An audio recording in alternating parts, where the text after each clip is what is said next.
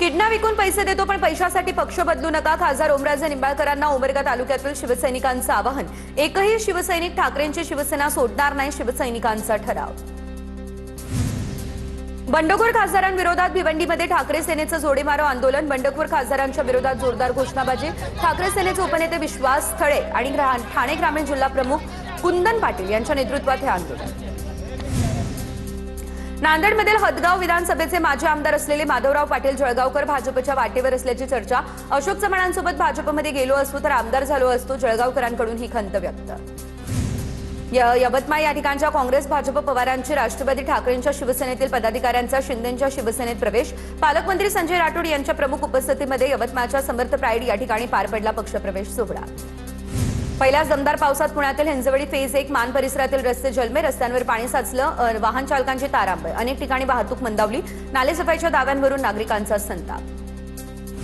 पुण्याच्या लोणावळा या ठिकाणी दमदार पावसाची हजेरी। पावसामुळे लोणावळ्याचं नैसर्ग सौंदर्य पुन्हा खुललं। पाऊस झाला त्यामुळे पर्यटकांची संख्या वाढणार, व्यावसायिकांना काहीसा दिलासा। रत्नागिरी या ठिकाणच्या चिपळूण शहर आणि परिसरामध्ये पावसाची चांगली हजेरी। पावसाअभावी भात पिकांवर दुबार पेरणीचं संकट। पावसामुळे भात शेतीला नवसंजीवनी मिळाली। साताऱ्याच्या पश्चिम भागात पावसाचं जोरदार आगमन। महिनाभराच्या प्रतीक्षेनंतर पाऊस झाला त्यामुळे शेतकऱ्यांना दिलासा। शेतीच्या मशागतीच्या कामांना येणार वेग। सिंधुदुर्ग जिल्ह्यात मुसळधार पावसाला सुरुवात। पावसामुळे कोकणातला शेतकरी देखील सुखावला। पावसाचं आगमन झाल्यानं कोकणात शेतीच्या कामांना वेग येणार। दमदार पावसाअभावी गोंदियामध्ये खरीप पेरण्या रखडल्या। शेतकरी चिंतेत। शेतकरी पावसाच्या प्रतीक्षेत। पावसाच्या विलंबानं शेतकऱ्यांची चिंता वाढली। सोलापूरच्या करमाळा तालुक्यामध्ये पेरणीचा मुहूर्त लांबला। पावसाने दडी मारली। खरीप हंगाम रखडला। कृषी केंद्रांसह ग्रामीण बाजारपेठेवर परिणाम। शेतकऱ्यांना पावसाची लागली आहे प्रतीक्षा। जळगावच्या थेरोडा शिवारातील तलाव कोरडे पडले त्यामुळे शेतकऱ्यांसमोर सिंचनाचा गंभीर प्रश्न। वाढत्या उष्णतेमुळे पाणी टंचाईचं संकट गडद। अनेक शिवारातील जलस्रोत आटू लागले त्यामुळे शेतकऱ्यांवरती दुबार पेरणीचं ओढावलं संकट। बुलढाण्याच्या खामगाव शहरामध्ये पाणी टंचाईचा प्रश्न गंभीर। शहरातील काही भागामध्ये नागरिकांची पाण्यासाठी भटकंती। लिकेज झालेल्या बॉलवरून पाणी भरण्याची आली वेळ। नाशिकच्या इगतपुरी या ठिकाणच्या शिदवाडी या ठिकाणी टँकरमधून पाणी पुरवठा सुरू। शिदवाडीतील महिलांना हंडाभर पाण्यासाठी जीव धोक्यात घालून पाणी भरावं लागतंय। TV9 मराठी या संदर्भातली बातमी दाखवली होती। जालना जिल्ह्यामध्ये जून महिना संपत आला तरी पाणी टंचाईचं भीषण संकट कायम। 59 गाव आणि 31 वाड्यांमध्ये 92 टँकरच्या 180 खेपांद्वारे 1.5 लाखांहून अधिक नागरिकांना पाणी पुरवठा। सिंधुदुर्ग जिल्ह्यात पावसानं दडी मारली। पाणी टंचाईचं संकट गडद। कुडाळ तालुक्यातील वेताळ बांबर्डे तर ऐनमळा या ठिकाणी विहीर कोरडी पडली त्यामुळे गेल्या 20 ते 25 दिवसांपासून पाण्यासाठी भटकंती सुरूच। धुळे जिल्ह्यातील धरणांमध्ये केवळ 32% पाणीसाठा शिल्लक। लघु आणि मध्यम प्रकल्पातील पाणीसाठा झपाट्यानं घटला। जलसाठा घटला त्यामुळे पाणी टंचाईचं संकट आणखी गडद। गाळमुक्त धरण, गाळयुक्त शिवार या योजनेकडे सिंधुदुर्गातील शेतकऱ्यांची पाठ। सिंधुदुर्ग जिल्ह्यामध्ये या योजनेला अत्यंत कमी प्रतिसाद। जिल्ह्यातील 27 पैकी 2 धरणांमधून फक्त 7348 घनमीटर गाळाचा उपसा। इगतपुरी शहरातील पाणी पुरवठ्याचं योग्य नियोजन करण्याची नगरसेवक भूषण जाधव यांची निवेदनातून मागणी। तळेगाव आणि भावली धरणातील पाणीसाठ्याचं योग्य नियोजन करण्याची केली जाते मागणी।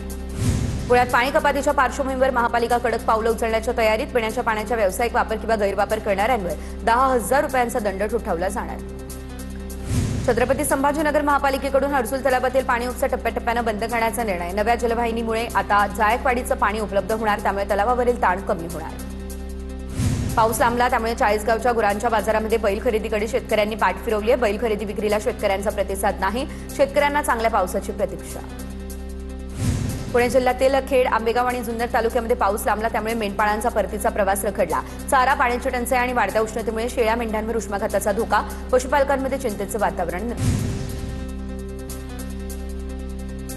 बेळगाव तालुक्यातील टाकळीमध्ये तरुणाची चाकूने भुसकून हत्या करण्यात आली। विलास घुगे या तरुणाची कदमवाडी फाटा परिसरात चाकूने भुसकून हत्या केली।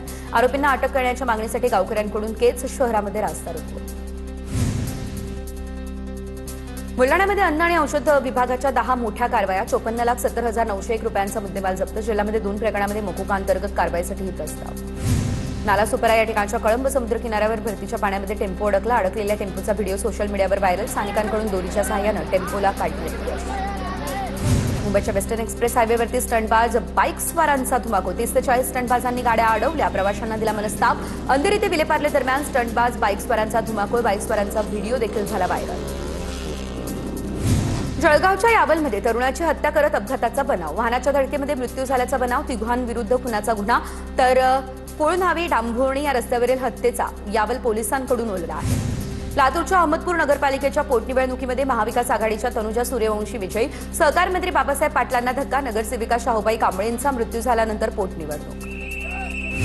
अकोल्याच्या पातूर नगरपालिकेवरती काँग्रेस आणि ठाकरेंच्या सेनेचं वर्चस्व, पातूरच्या नगराध्यक्षपदी काँग्रेसचे इब्दू पैलवान हे विजयी.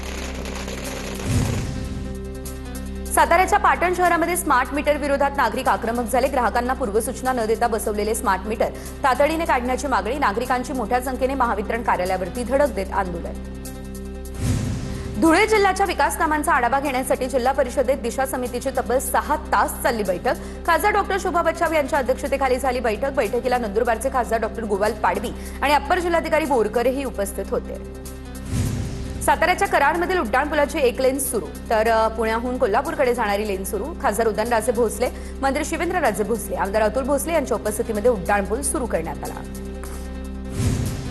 जळगावच्या चाळीसगाव शहरातून वाहणाऱ्या डोंगरी आणि तितूर या नदीपात्राच्या स्वच्छतेकडे दुर्लक्ष. जलपर्णी, गवत आणि काटेरी झाडांमुळे पाण्याच्या प्रवाहाला अडथळा.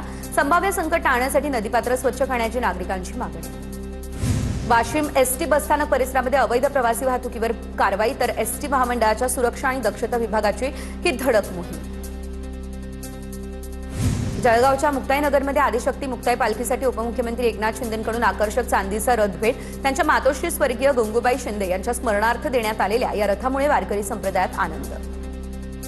बुलढाण्याच्या शेगावमधून गजानन महाराजांच्या पालखीचं पंढरपूरकडे प्रस्थान. गजानन महाराजांच्या पालखीमध्ये 700 वारकऱ्यांचा समावेश, तर 33 दिवसांनी पालखी पंढरपूरमध्ये दाखल होणार. पंढरपूरच्या आषाढी वारीसाठी एसटी महामंडळ सज्ज. 5,500 विशेष बसेस धावतील. गावातील वारकऱ्यांसाठी थेट बसची सोय. मंत्री प्रताप सरनाईक यांची ही माहिती.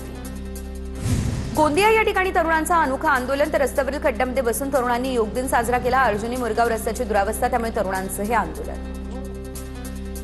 बीडच्या गेवराईचे तहसीलदार संदीप खोमणे यांचा जिल्हाधिकाऱ्यांकडून निलंबन प्रस्ताव. घरकुल वाळू घोटाळ्यानंतर होणार कारवाई. तहसीलदार संदीप खोमणे हे टोळी चालवत होते. आमदार विजयसिंह पंडित यांनी केला होता हा आरोप. रायगडच्या आंबेनळी घाटामध्ये 200 फूट खोल दरीमध्ये पडलेल्या जखमी व्यक्तीला प्रतापगड सर्च अँड रेस्क्यू टीमने सुखरूप बाहेर काढलं. अंधार, दाट धुका आणि पावसाच्या प्रतिकूल परिस्थितीमध्ये हे धाडसी बचाव कार्य संपन्न. वेगवेगळी नावं बदलून आर्थिक फसवणूक करणाऱ्या पुण्यातील भामट्याला चंद्रपूर पोलिसांनी ठोकल्या बेड्या. विनोद गडाख पाटील असं आरोपीचं नाव. हार्वेस्टर मशीन विक्रेत्याची आणि त्यांच्या ग्राहकांची 4.5 लाखांची केली फसवणूक. वाशिमच्या रिसोड शहरामध्ये संशयास्पद हालचाली करणाऱ्या तिघांविरोधात पोलिसांची कारवाई. पोलिसांनी पाठलाग करत एका आरोपीला ताब्यात घेतलं. आरोपीकडून तलवार, कटर, मोबाईल फोन आणि मोटरसायकलही जप्त करण्यात आली.